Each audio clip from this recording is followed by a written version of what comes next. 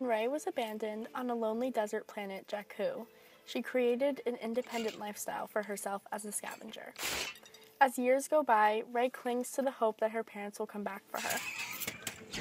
When Rey reluctantly leaves Jakku and meets Maz Kanata in The Force Awakens, an ancient creature who is wise in the Force, she regretfully tells Rey, your eyes, whomever you're waiting for on Jakku. They're never coming back. Rey is then swept up into the fight and learns of her powers and abilities with the Force. Rey pushes aside her search for her parents to find Luke Skywalker and to ask for his help in learning the ways of the Force. In her time on Ahch-To, she learns of the balance between the light and the dark, and the power that comes with being a vessel for the Force.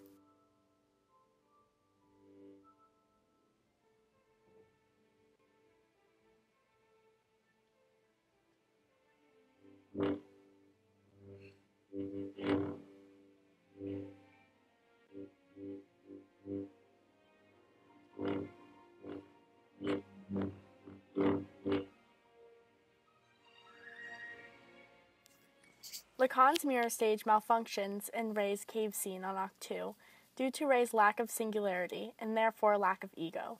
Her search for her parents becomes irrelevant as she learns the Jedi religion that forbids attachment to even family.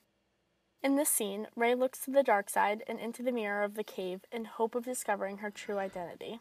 In search for proof of self as an agentic subject via the virtue of her parents, she turns to the dark side, where egos are cultivated in the Force. Rey is drawn to and presented in front of a mirror that is supposed to show her what she came to see.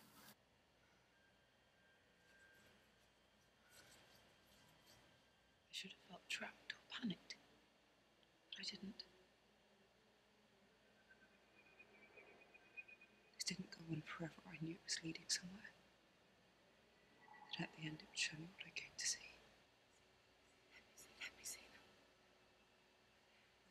My parents. Please. Enter Lacan's mirror. Lacan theorizes the self as a unified being, able to develop an ego and become agentic. The being, often a 6 to 8 month old baby, misrecognize themselves to be whole, despite being held by a parent or another object. This support is misinterpreted as one's own agency. Rey is not being held up by anything, and she sees herself in multiples. There is repetition that signifies the lack of individuality.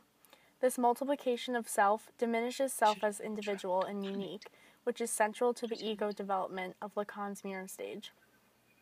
Rey is neither whole nor unique. There is no singularity. She has become part of the universal, or the Force, in the Star Wars verse. When she finds no parents, she finds no proof of subject. Her past no longer matters, as Jedi are not allowed connections or attachments to subjects that involve ego. Rey's malfunction of the mirror stage is presented in the lack of a parent in the mirror.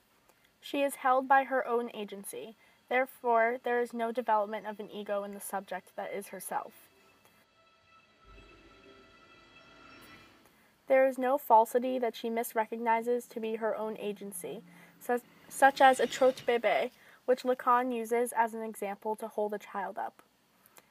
Despite the malfunction of the mirror stage in the cave, there is another scene between Rey and Luke that shines light on Rey's lack of self as an agentic subject. When Luke finally agrees to train Rey, he instructs her to find the Force, to feel it around her. Rey says that inside her she feels the Force. As a Jedi Padawan learner, Rey is open to the balance and energy, the light and the dark side. There is no ego for Rey. As a Jedi, there is a disconnection from ego and subject. Rey obtains agency not through the mirror stage, but through the Force. She is not singular but universal, and therefore unable to form an ego as an agentic subject. Jedi forbid attachment between not only romantic lovers, but even family.